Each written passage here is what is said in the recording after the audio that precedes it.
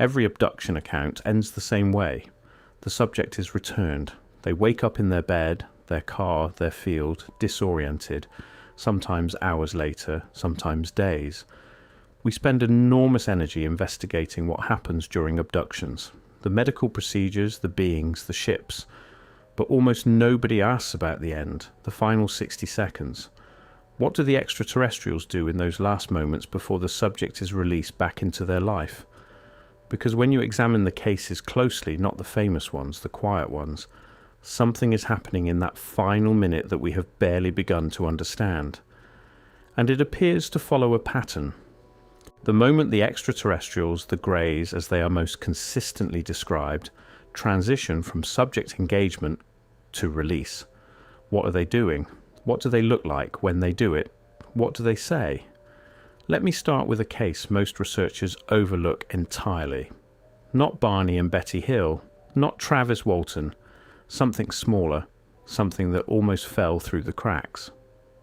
In 1979, a woman named Doris Grayson, not her real name, a pseudonym assigned by the researcher who documented her case, reported an experience near Wagga Wagga, New South Wales, Australia. She was driving home from a late shift at a textile factory.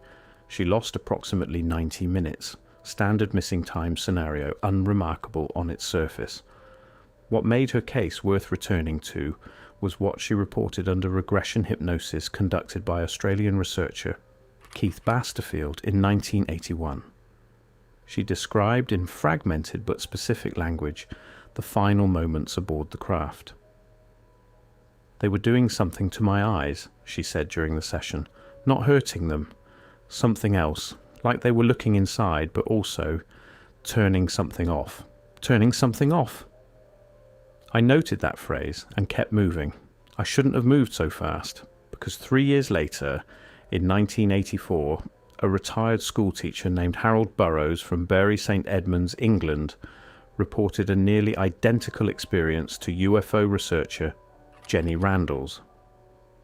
Under hypnosis, Burrows described the final moments of his encounter, an encounter he had initially dismissed as a dream for nearly a decade, in almost identical language. One of them put its hand near my face, both hands, just held them there, and I felt something switch, like a light being turned off behind my eyes. Wagga Wagga. Bury St Edmunds, 1979, 1984. Two people who had never met, two researchers who, at the time, had never corresponded. And they are describing the same gesture, the same sensation, the same language. That's where the investigation becomes impossible to ignore. Regression hypnosis is controversial. I want to acknowledge that directly and honestly. It is susceptible to suggestion. It can produce false memories. Reputable researchers have debated its validity for decades, and those debates are legitimate and important. But here is what I find compelling. When you remove cases where the hypnotist was leading, when you focus on transcripts where the subjects are describing without prompting, when you filter for independently corroborated details, a picture emerges that is genuinely difficult to explain away. And the picture is this: the final 60 seconds of an abduction experience appear to be procedurally structured, not random, not abrupt, structured, as if following a sequence. Dr. Richard Boylan, a researcher who documented dozens of cases in the late 1980s and 1990s, some reputable, some controversial, all worth examining, noted in a 1994 paper published through the Academy of Clinical Close Encounter Therapists that subjects consistently described a sequence in the final moments of their encounter, not the entire encounter, specifically the end. The sequence, as described across multiple subjects who had no contact with each other, went roughly like this.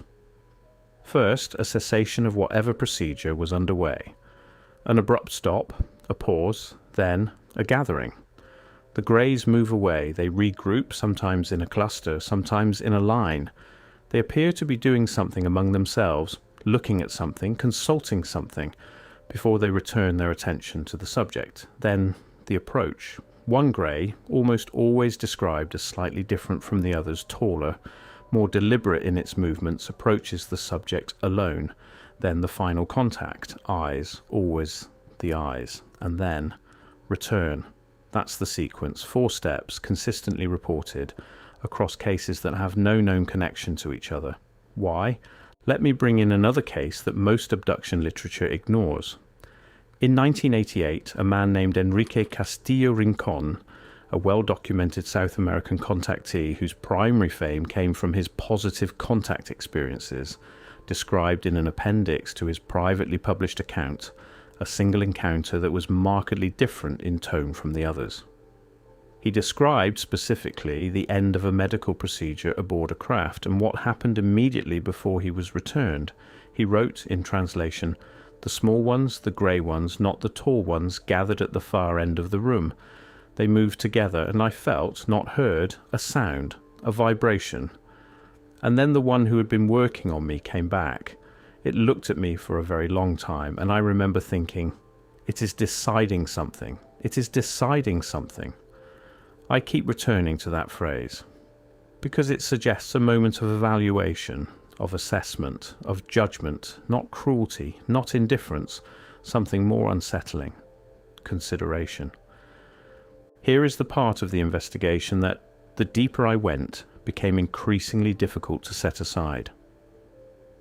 Across a surprising number of obscure, under-examined abduction accounts, subjects describe a specific act that appears to occur in the final 60 seconds, something directed at their memory. Not a vague sense of forgetting, something deliberate, something that subjects under regression hypnosis describe as intentional on the part of the beings. A woman identified only as Maria T. in a 1991 case file compiled by researcher Bud Hopkins, a file that was never publicly released, but portions of which were shared with fellow researcher David Jacobs and later described in a 1996 interview, described it this way. "The tall one put its face very close to mine, and I understood, I don't know how I understood, that it was taking something, not from my body, from somewhere else, like it was reaching into a drawer and removing a file. Removing a file. The metaphor is striking. But what's more striking is the consistency with which subjects across different countries, different decades, and different regression therapists reach for similar metaphors. Drawers, switches, curtains being drawn, lights being dimmed. In every case, the sense is the same. Something is being selectively removed or suppressed. Now, the official explanation for missing time in abduction accounts, to the extent that there is one, involves psychological dissociation, sleep disorders, or confabulation under hypnosis. Those explanations aren't unreasonable, but they don't account for something I find genuinely anomalous. Subjects who, under hypnosis, describe watching the memory intervention happen to them. They are not simply forgetting. They are observing themselves being made to forget. And they are describing the mechanics of it with a specificity and consistency that when you lay the transcripts side by side becomes, there's no better word for it, eerie. In 1993, a man named Piotr Wojtyla, documented by Polish researcher Robert Bernatowicz, described the following during a regression session in Warsaw. One of them pressed something near my temple, not painful, like a finger but not a finger. And then I felt this very clearly, I could feel the room I had been in beginning to become less, smaller, further away, like when you turn down the volume on a radio and the music doesn't stop, but you stop being able to hear it. The volume being turned down on memory. The music still playing, but inaudible. If this is confabulation, it is extraordinarily coordinated confabulation. If it is suggestion from hypnotherapists, we would need to demonstrate that every therapist across 4 continents over 30 years was asking leading questions in identical ways. The evidence doesn't support that, which leaves us asking, what is happening in those final 60 seconds to the memories of the people being returned? The memory question brings me directly to the physical evidence, because whatever is happening cognitively in those last moments appears, and I want to be careful with that word, appears to coincide with physical evidence found on subjects after their return. Let's talk about implants. Not theoretically, specifically. In 1995, Dr. Roger Lear performed his first surgical removal of alleged implant objects from 2 patients. Both patients, independently, described the same experience under regression hypnosis. The implant, located in both cases in the foot, had been placed in what they described as the very last moments before they were returned, not at the beginning of the encounter, not during the middle examination, at the end, after everything else had been done, as if the implant placement was the final step. This is a pattern that, once you see it, you cannot unsee it. Lear would go on to document over a dozen alleged surgical removals. The tissue surrounding these objects was, in several cases, described in pathology reports as containing nerve cells and biological structures inconsistent with the surrounding tissue, as if the object had been accepted by the body in an anomalous way. I'm not asserting these are extraterrestrial devices. What I'm asserting is that the timing of their reported placement, consistently described as occurring in the final moments of abduction experiences, forms a pattern that demands explanation. A woman identified as Natalie S. in a 1998 report compiled by researcher Daryl Sims described, under hypnosis, watching a grey place, something small and metallic, in her wrist in the closing moments of her experience.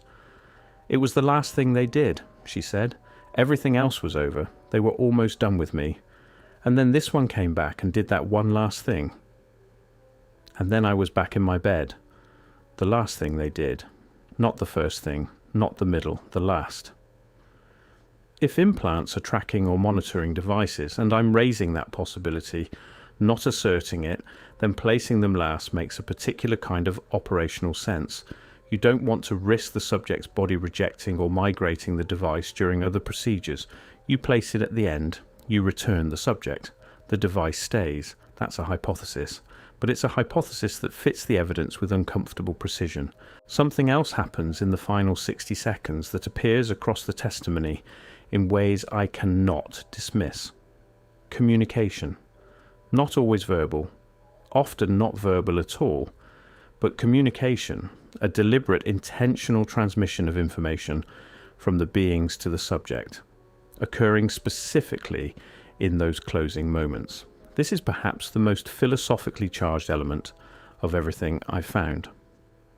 In the famous case of Betty Andreasen Luca, documented extensively by researcher Raymond Fowler across multiple books, Betty described being given specific information during the final moments of her 1967 encounter. Information that she was simultaneously made to forget, but which surfaced under regression. She described it as being shown something in those last moments. Not told, shown. A visual transmission. But Betty's case is well known. I'm more interested in the obscure ones.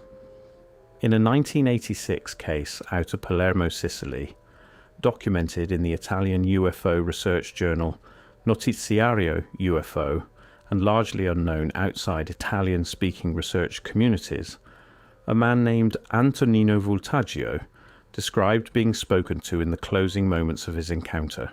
Not in Italian, not in any language he recognized, but he understood it. "They said something to me at the end," he said in a translated interview. "I don't know the words, but I knew what they meant. They were telling me I wouldn't remember, and that I wasn't supposed to remember, and that this was the right thing. They wanted me to believe it was the right thing." He paused in the interview, then he added, "I'm not sure I believe it was. They wanted him to believe the forgetting was the right thing. I find that remarkable, because it implies intention. It implies not just a mechanical memory suppression, but an ethical consideration, or something that looks like an ethical consideration on the part of the beings. They are not simply wiping memory the way you'd wipe a hard drive.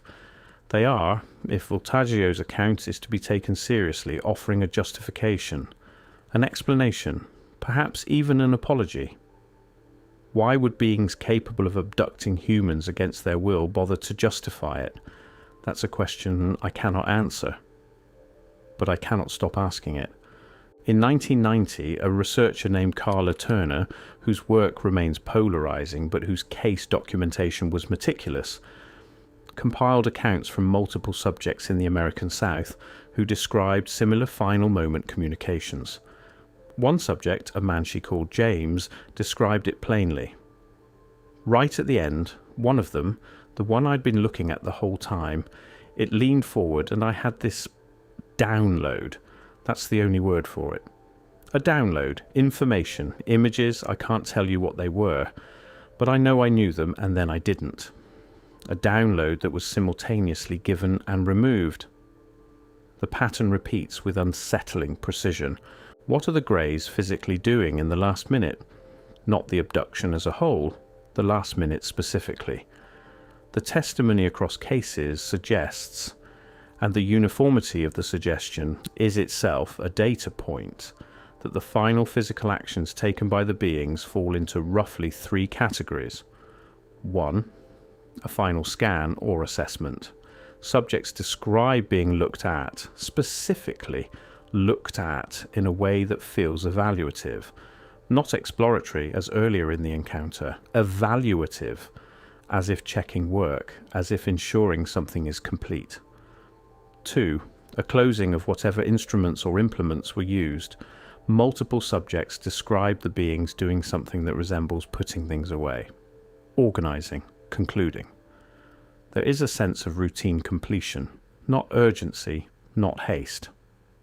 Routine. 3. A gesture. This is the strangest and most consistent element. A physical gesture from one Grey, typically the lead being, directed at the subject, most often described as involving the face and eyes. Hands near the face, eyes meeting eyes, a sustained look. In 1997, a woman named Carol T., documented by researcher John Carpenter in Missouri, described the final gesture of her experience.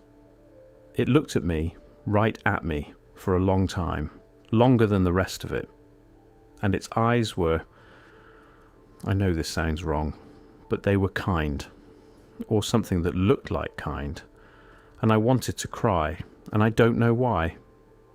Something that looked like kind, I have sat with that description for a long time, because it raises a possibility I find simultaneously compelling and deeply uncomfortable, that the beings in the final moment are doing something that resembles reassurance, that the sustained eye contact in the last 60 seconds is not incidental.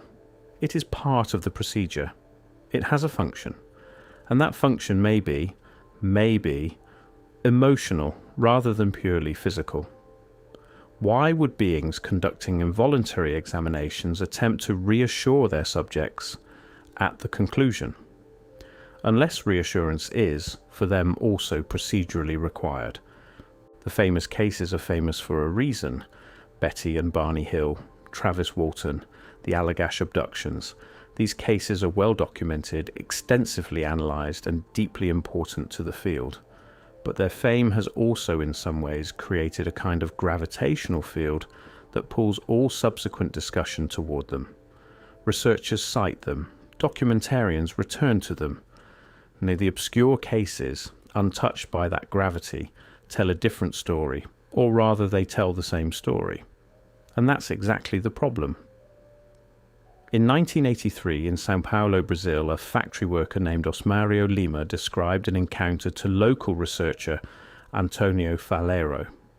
Lima had no knowledge of abduction literature. He had never read Bud Hopkins. He was not by any measure embedded in UFO culture. He described the end of his encounter. Before they let me go, one of the small ones came and stood in front of me and opened its eyes very wide, and I felt like something was being put back, not taken, put back, like they gave me something before they said goodbye, not taken, put back. This inverts the dominant narrative. The dominant narrative says the beings take memories. Here is a subject describing the insertion of something in the final moments, something placed in him before his return. Is this a planted memory? Is this a false impression created as part of the memory suppression procedure, so that the subject feels gratitude rather than violation? Is this a genuine transmission of something the beings intended him to have? I don't know. But I know that Lima's description was never influenced by the mainstream abduction literature, and I know that it stands in productive tension with the accounts that describe removal, insertion, both, neither. What is actually happening in those 60 seconds? In 2002, researcher Leah Haley, herself a well-documented experiencer who had become a researcher of others' experiences, compiled a privately circulated report on what she called return protocols. She was careful. She didn't claim to know what the protocols were. She identified patterns. The report described, across 17 cases she had personally investigated, a consistent set of final moment behaviours from the beings that she organised into what she called the 4 R's: review, retreat, return, and what she called, somewhat reluctantly, regard, the sustained look, the final eye contact. Her report was never formally published. The silence around it was, I would argue, deafening. Not because it was suppressed, there's no evidence of that, but because the field itself has such a complicated relationship with pattern recognition that many researchers resist naming patterns for fear of being accused of manufacturing them. But the pattern is there. Haley found it, Basterfield found it, Jacobs found it, Randall's found it, working independently, in different countries, across different decades. Once you see it, you cannot unsee it. Here is what I find most difficult to rationalise away, and I want to present it carefully because I think it deserves careful presentation. Across the testimony, the obscure testimony, the under-examined testimony, the cases that haven't been processed into documentary narratives, subjects describing the final 60 seconds frequently use a specific word, or variants of it. The word is finished, not done, not over, not complete, finished. Subjects say the beings appeared to be finished with them, as if the subjects were projects, works under construction, and the return, the final 60 seconds, marked the end of a phase, not the end of the relationship. A phase. A phase of what? In 1999, a woman named Anne, documented by researcher Barbara Bartholic, another researcher whose work has been unjustly marginalised, said during a regression session, they were finished. Not with me, I don't think. With this part. With what they needed to do this time. And I had the sense, I can't explain where this came from, that they would be back, that this wasn't the last time. This wasn't the last time.